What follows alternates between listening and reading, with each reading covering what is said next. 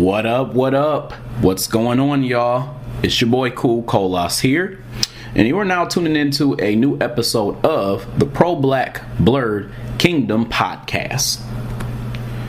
Today's episode is going to feature a comic series that I created for the C3 Comics.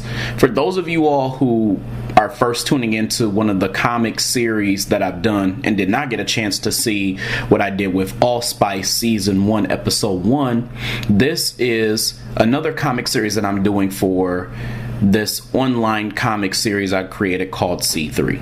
What the C3 is a space where I can give individuals who have been following me, not only on Instagram, but on social media in general, the ability to hear what I come up with when I create these comic storylines, when I make comic scripts. So I created my own fictitious comic world that I can voice out for individuals to listen to and give backstories to. So if you've been following me on Instagram, I've been making posts about some of the stories that I'm talking about right now, and I've been drawing the characters out and then giving a description. I would say that's pretty brief, maybe a couple paragraphs or so about the background of the character and what their name is and where they live at and the things that they do and things like that. So anyway, today I'm going to be doing the very first episode in Season 1 of the comic known as Glister.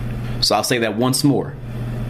Glister, Season 1, Episode 1. I'll be doing a full narration of the episode, and then I will leave off on a to be continued so that you can think about what may happen in the next episode. It was around 12:30 p.m. on March the 6th in 2019, and at this time they were in Las Vegas, Nevada. There was a gigantic beach party that was going on. There was a huge pool outside, and there were hundreds of people, and they all were having fun. They were drinking, they were dancing, partying outside, and this was all going on outside of Caesar's Palace. There was a diverse group of people outside of this hotel partying, and some were showing how drunk they really were, too. There were tons of women outside. They were in their bikinis and bathing suits, and some of them hardly had any clothes on. Loud rap music was playing as well too in the background. Specifically at the time, the song Twerk City came on, and it was by the rap artist named C Money featuring another artist known as Trap Queen. As all of this was going on, there was a brown-skinned black man who had a short haircut, and he was wearing a black tank top, khaki shorts, and sandals with a black snapback on, and it had a cartoon rat on top of it. So on the other side of the snapback, since it was backwards at this point, because he was wearing the snapback backwards. He had a long beard and always seemed to be in a good mood. He was holding a professional camera, and he was filming this other man. The individual that he was filming was a light-skinned mixed black male. He had long curly dark brown hair that coursed down his back. He wore a pair of high-tech, sleek, dark purple tinted shades over his eyes, and he also wore a sleek high-tech watch around his wrist. He had his shirt off and a pair of black swim trunks on that had a star symbol, and he had a star symbol tattoo on the back of the trunks, and it had a circle around it. He was muscular, and he had six-pack abs, and he had a very athletic physique. He also was about average height, so he was probably around 5'9", 5'10". As all this was going on, two beautiful women walked up to him. One of them was dark-skinned, a dark-skinned black woman with long, dark brown hair and had a slender build, and she had a yellow bikini on. And the other was a slender, light-skinned black woman with a red bikini on and long, dark brown hair. The cameraman quickly turned to the camera. Well, he turned it on himself, and he gave an introduction. What up, Graham fam? It's your boy Mute. The man he was originally filming interrupted him. And this man's name was Glister. Yo, you doing too much, bruh. Less time with the intro, more time on me. That's what I'm paying your ass for. Remember, they call you mute for a reason. Now all lenses on me and these lovely ladies here, of course. So Mute replies and says, for sure, you right.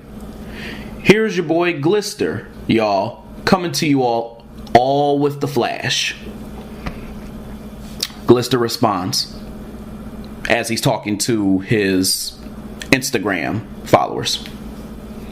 Listen up, fam. It's Glister here coming to y'all from Caesar's Palace. We out here throwing the livest of live parties. We got champagne, live music, a live DJ, DJ barbecue on the grill, by the way, and the most beautiful Vegas women that you have ever seen. I know y'all ain't seen me on the gram in a minute, but that's cause I've been handling business. Y'all saw me give that work to Elephant a while back. I've been too busy trying to save y'all asses from getting y'all's asses stomped out by weirdos like him. Anyway, I just wanted to see how we living out here. I wanted y'all to see that. Life don't get any better than this, man. My message to y'all today is to get y'all weight up and get on y'all's grinds. It's too many ways to get out here and get this money. If you ain't making a way like me, well, that's on you. I'm about to get back to enjoying this good life, and y'all get back to y'all burger flipping jobs out there. Alright, I'm out. After Glister said his piece, the cameraman ended the recording. The two girls that were in his arms walked away from the camera, and he started to enjoy the party. Glister then goes up to his cameraman, Mute, and says, Okay, go ahead and post that to the gram. When you're done, do me a favor, pack it up, and I'll see you tomorrow before we get on that flight tomorrow to go back to DC. Then Mute responds, what you mean, man? I'm trying to get up in here and party with these ladies, these lovely ladies in here. Glister says to him, okay, so we've got two problems here. One, lovely ladies is my term. Don't ever steal my lingo. Two, the lovely ladies ain't thinking about you, nor do they want to party with you. Three, I don't mix business with personal. We work together, not party together. Now beat it like MJ.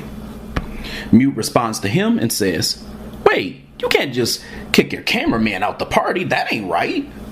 Glister responds and says, okay, so you're holding me in business limbo here by going back and forth. So let me try a different angle. I'm your boss, and as your boss, I'm telling your ass to step. Mute responds, so what do you expect me to do? Glister responds, you a grown-ass man. You can do whatever you want. Put it into perspective. You got a hotel paid for, food expenses paid for, travel expenses paid for in full via your job, via me. Plus, you in Vegas. Go get a stripper to suck you off the record or some shit. Matter of fact, go play slots and hit it big so you ain't gotta work for a rich nigga like me no more. Then Mute says in response, you cold, man. You cold. Glister tells him, listen up, man. There's something to do everywhere you turn. Go enjoy Vegas. Glister said all this while he was holding a beautiful white woman with blonde hair in one of his arms and a glass of champagne he poured for himself and toasted to himself. Mute got his equipment and he stormed off. Then a beautiful dark-skinned black woman with long hair, different than the one from earlier, walked up to Glister and got him the other arm. Glister then said, ladies, what y'all doing tonight? I ain't got a flight till tomorrow at 10:30 in the morning. Y'all trying to get it popping in the room tonight? The two women agreed. Later that night, somewhere around 1 a.m., Glister got into his hotel room and was in the bed at his suite at Caesar's Palace. And the two women crawled in bed with him. He had his shirt off and his pants off, and he was stripped down to his underwear, and his glasses actually were still on his face. The two women began kissing up on his body and teasing him as they were in bed with him. The black woman looked up at him and saw the glasses on his face. She then said, I think you would like if you would like what you see a little better if you took those off. Glister quickly reached for her arm and stopped her before she could take the glasses off his face. Nah, baby. You can't be taking my shades off. This is my thing, inside the bedroom and outside the bedroom. She then said to him, okay, baby, if that's what you like. The white woman was about to climb on top of Glister to seduce him until he got a phone call. He tried to ignore it while making out with this white girl, but it went off a second time. He reached over while she got butt naked and sent the caller to voicemail so the phone wouldn't keep ringing. The phone went off a third time and he closed his eyes in frustration while pardoning the white girl. He said, excuse me. When he got the call, he looked and he saw that it was from someone named Michael. When he excused himself, he walked to the bathroom and closed the door, leaving the two women there. Glister then says while he's on the phone, bro, what is you doing? It's like 1 a.m. You're kind of throwing off the nightcap calling me at night like that. What do you want? The person named Michael, who was on the phone, replied to him and said, first of all, it's 10 p.m. here, Malachi. And I'm at the lab working on the schedule you wanted me to work on. I need you to get back in DC ASAP. I have results for you for the testing that was done that I think you're going to want to hear. Glister then said, I'll be back in DC tomorrow afternoon. I'll come by as soon as I touch down before I hit up Star. And then Michael said in return, but Malachi, I think you might want to know. He paused there because he was interrupted by Glister because Glister really wasn't trying to hear what he had to say. Michael, my brother, I appreciate all of your hard work. Really, I do. But right now, I can guarantee you I'm not going to care until tomorrow. Nor am I going to spend a whole hour using my powers to fly over to you. All of a sudden, he briefly paused because he got another call on his phone. He then went back to Michael and started talking to him again. Man, y'all killing me with this late night phone call shit. Listen, Mike, I gotta bounce. Whitmore is calling me. So Glister goes and he hangs up on Mike without saying goodbye and decides to pick the phone up for Whitmore. Glister then says, hello. Whitmore says to Glister, Malachi, I just got word that Elephant escaped Aviary, and now he's nowhere to be found. I need your help. He said this frantically. Glister then said to him, just getting right to it, no greeting or nothing, huh? Listen, I think that can wait till tomorrow. If we can't find him right now, what good is it? As far as I'm concerned, I'm off duty. The only duty I got right now is some booty duty, and you kind of taking me away from it with this elephant shit. Glister could hear one of the women in the back asking him to come back. He heard the sounds of the black woman saying, come back, where'd you go? Where'd you go? We're waiting for you. Then Glister responded and said, I'll be there in a minute. I promise I'm coming back. He went back to his phone conversation, and Whitmore said something back to him. I do not need to know what you do in your personal life, Malachi. I also shouldn't have to remind you of what Elephant is capable of.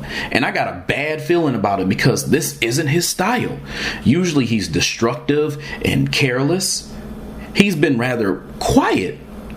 Now that he escaped Aviary and that he's on the run, nobody's heard a word from him.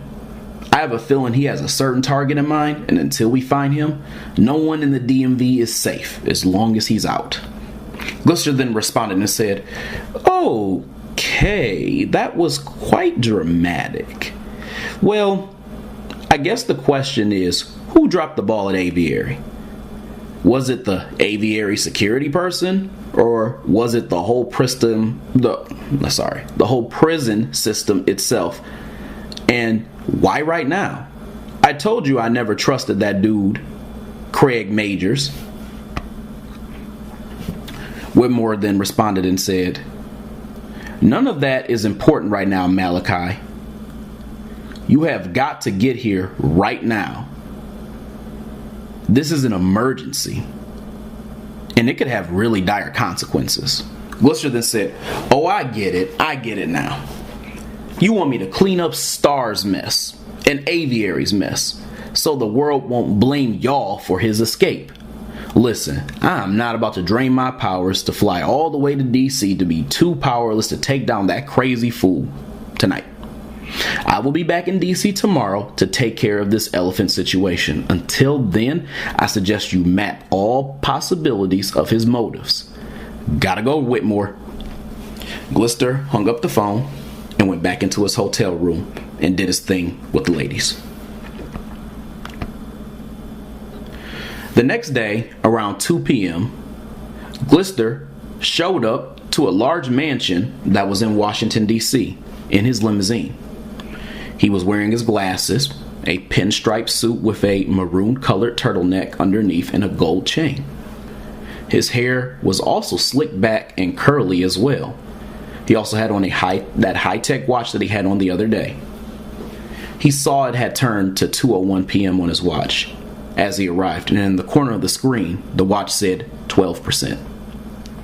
When Glister got to the gate, he took off his glasses, and a scanner system inside the gate scanned his eyes and recognized him. The gate opened, and he walked in. The mansion was large, pristine, and white on the inside, and the entire place was surrounded by large glass windows. Glister went upstairs and walked into one of the rooms. When he walked in, he said, "Mike, I'm here. What's up?" Michael, who he spoke on the phone with the other day, was a tall, light-skinned, mixed black male with a short haircut who was currently wearing a blue button-up and gray slacks with a loosened gray tie on as well. "Hey, I was just finishing some things up before you got here." The entire room had multiple computers, machinery, and tables all over. The glass was so large he could see outside the window overlooking the outside of the mansion. But the room itself was in a disarray because it looked as though Michael had several projects going on and they were all over the place.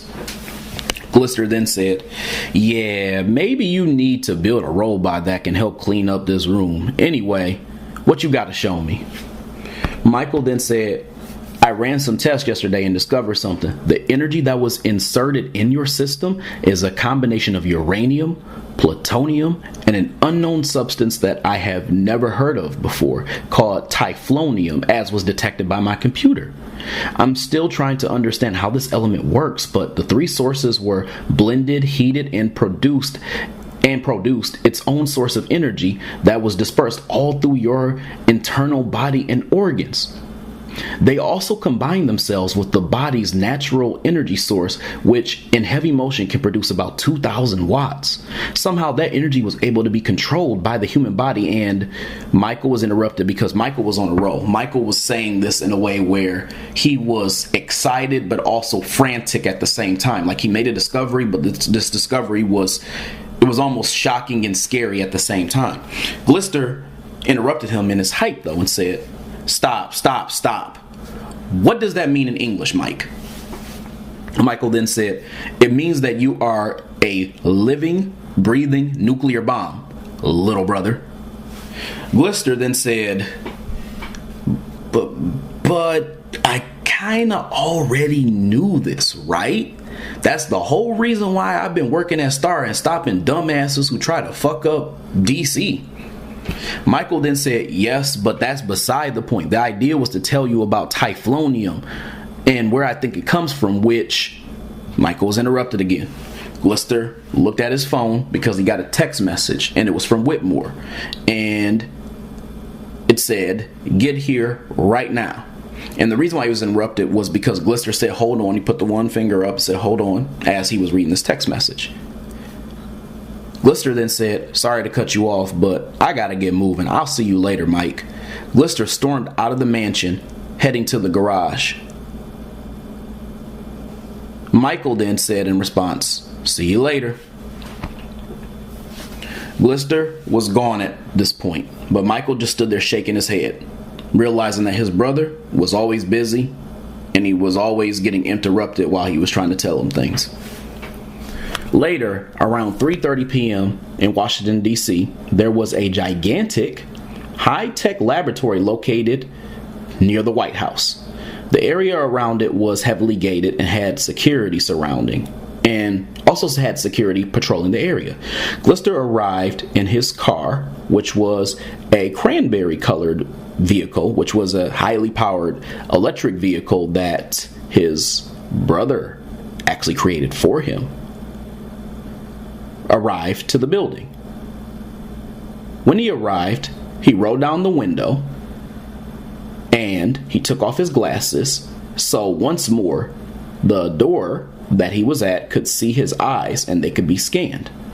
Glister said to himself as he was doing this shit is getting old.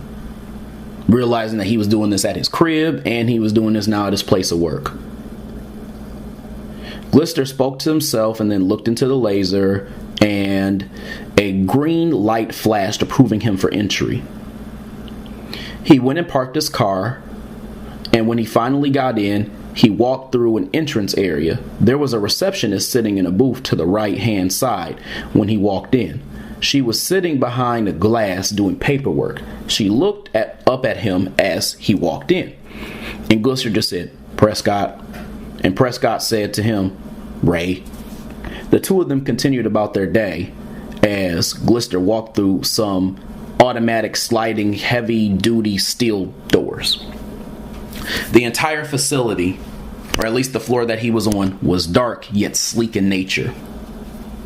The walls were metal, and there were numerous doors on each side. As he walked through the long hall, he found an elevator and he entered. A white man with black hair and glasses in a black suit jacket, white uniform shirt, and black dress slacks and a black tie was rushing to get to the elevator and asked for Glister to hold it. He said, excuse me. Can you hold that? Can you hold that, please?" Glister caught it right before it closed and allowed him to get on. Glister then asked him, "What floor are you looking for?" The guy then said, "I need floor 2, please." And Glister then pressed the button for 2 and 6, knowing that the guy was going to 2 and he was going to 6. Glister then said, "Are you new here or something? You're dressed like you're about to audition for the next Men in Black movie or some shit." And then the guy then said, "No, I'm here for an interview actually." And then Glister said to him, "Oh, okay, what's your name?" So this guy, he's speaking really frantically and really fast because it's obvious that he's nervous for his interview. And the guy says, "My name is Amos Teller." Then Glister says, "Okay, Amos, well, good luck to you, whatever it is you're interviewing for. I mean, working here, you gonna need it." Amos then said, "Thank you." He quickly got off once he got to the 2nd floor, and Glister rode the elevator all the way up to the 6th floor, which was the top floor in the building. When he got there, he was in an area that was much unlike the bottom where he was at. It was well lit. It was full of see-through glass doors so you could see in the different offices that were all around. And the floors themselves were actually white. He went all the way to the back where there was a large office door. He was in a gigantic office room when he entered. The entire office was surrounded by an open glass view that allowed whoever was in it to see a great view of the District of Columbia. Inside the room were plants, filing cabinets, and a sleek desk and a high-tech computer system built into the desk. There was also a big black-colored star logo on the floor of the sleek white floor that was in the office. As he entered, he said, "I don't think I will ever get used to seeing this office." Inside the office was Whitmore. When Whitmore saw him, he said, "You have no idea how much has gone on since you did not help me last night." Whitmore was a tall white man. He had white hair. His beard was also white along with his mustache, and it was thick. He had a muscular build, and he wore an all-white suit and white dress shoes. He also had a white cane that he was using, and he wore glasses. Whitmore had to be somewhere around 60 to 70 years old. Glister then said to him, "Just a little refresher, Whitmore. You all didn't have your house in order, and you wanted me to bail you all out. And I said no." Whitmore then said, "Back in my day, subordinates were not allowed to ask or speak to their superiors the way you speak to me." Glister then said to him, "Well, lucky for you, I'm not a subordinate, and y'all need me. Y'all couldn't run this operation without me." Whitmore then said to him, "And you couldn't live in that excessive house you call a mansion without me. Remember who pays you, Malachi. You're a big star, but someone must come after you, whenever that will be." So Whitmore, when he said this, was rather calm, because at the end of the day, he knew that he was the boss. He was the big boss of Star. So there was no reason for him to be up in arms about Glister's comments so much. All of a sudden, two people walked through the door. One of the individuals was a white woman in her older 30s. She had blonde hair that was pulled into a bun, a small build, and was wearing a fitted white jumpsuit with a black star logo on the right side of it. The other individual was wearing a black flak jacket and combat suit. He was a white man who had black hair. He had a rather stressed, weaselly look on his face, and he had a white star symbol on the chest of his flak jacket.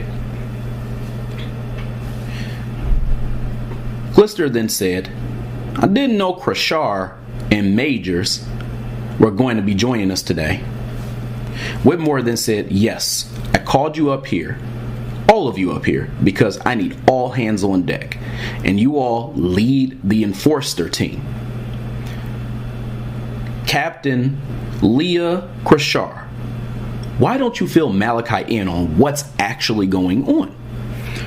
Leah then said, "Oh my God. So apparently we have a total of 6 escapees from the aviary within the last day, guys. And we need to make sure that they are back in the aviary safe and secure." Glister then said, "Man, if this dude Majors would have just done his job, then we wouldn't be in this shit. Blame him for why we lost 6 prisoners instead of calling me at 1 a.m. He's supposed to be managing the aviary. I mean, how else would they have gotten free?" Now, Leah, she has a very perky, up-tempo, animated type of vibe to her. But at this point, she was stressed because she knew that an argument was about to ensue.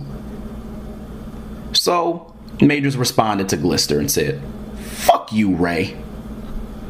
Then Glister responded back to him and said, "Go fuck yourself. I'm sure you do it every night." Whitmore intervened and said, "Enough, you two, enough. Captain, can you pull the profile of the elephant up for me, please?" Then Leah said, "Of course." She pulled out her phone, and then it expanded into a white tablet when she ejected a button that was actually on it, so taking it out of cell phone mode and now turning it into tablet mode. Glister looked at that and he responded. He said, "Now that right there, that's some high-tech shit." Leah then said, "I wish you could see what else it does." So, Elephant, also known as Deke Pikowski, is a white male. His age is 19 years old. He has green eyes, he has brown hair, and he's 5'8" and 142 pounds. Glister then said, "Kind of small to be called Elephant." Leah then said, "He's called Elephant because he can expand in size and his skin becomes gray like an elephant. He has incredible strength, and from what I hear, and even more incredible memory. He gets stronger the angrier he gets, and the stronger the memory is, and why it's so strong is really unknown to me. Scans were done in our laboratory facility, but there was no word on what happened. No word at all. Glister then said, what was he actually in for? I mean, I remember fighting this dude, but I don't even know why he actually went to prison in the first place. Leah then said, he was a criminal behind a mass high school shooting at a private high school that was called District Union Academy. Got arrested and tried as an adult for murdering 5 people. He broke out of prison somehow, and with ability somehow as well. And that was after about 4 years being in there. And that's how you had ran into him, Malachi. And now here he is, gone again somewhere. And we have no idea where he's at. Glister then said, well, time to head off to the DUA and get some answers. Whitmore then said, wait, Malachi, before you go, don't warn everyone on social media about all these escapees. I need to warn and alert the president and the news first before you do any of that. Glister then said, don't worry, I only plan to make one announcement. Glister ran out of the office and went downstairs to the second floor into his office. He came out and he was suited up. He had on a yellow suit, a yellow spandex fitted suit, like superhero suit, with a stylish G. The G was kind of like jagged instead of circular like a G is, in the center of his outfit, and it was colored gold. He had sections on his body as well too, on his bodysuit, and they were in the middle of the arms and the legs, and it was a dark purple color. He also had his shades on, of course, so it went right with the outfit. He went outside and made his body glow with a golden energy aura all around his body. He flew into the sky and he turned on his camera. He was luckily able to get a signal while he was in the air. He went on to social media, and this is what he said. What up, Graham fam? It's your boy Glister here. I got a score to settle. That whack dude Elephant decided to escape the pen. If you know where he's at, let me know. And also, stay clear of his ass too. It's about time I light him up. To be continued. Alright, y'all. So, that was the very first episode of the story known as Glister, Season 1, Episode 1. There will be more to come. Glister exists in the same universe, if you all didn't know, as Allspice. So, there is the potential for a crossover, but I wanted just to introduce you to a couple different stories that I have been working on. And so I wanted to do a little bit of world building, so I decided to do the first episode of this story as well for you all to enjoy. And I plan to expound on these episodes so you can hear more and can see what happens in this very interesting comic world that now at this point has 2 big storylines, and there'll be others too. So keep staying tuned, and I'll continue to have more for you. Anyway, y'all, I got a couple things I gotta do tonight. I am gonna go ahead and I'm gonna let you go. I hope you enjoyed this show. There's gonna be a lot more to come, and I'm excited to show you everything that I've been working on. So y'all have a good night, and I will talk to y'all later. Peace.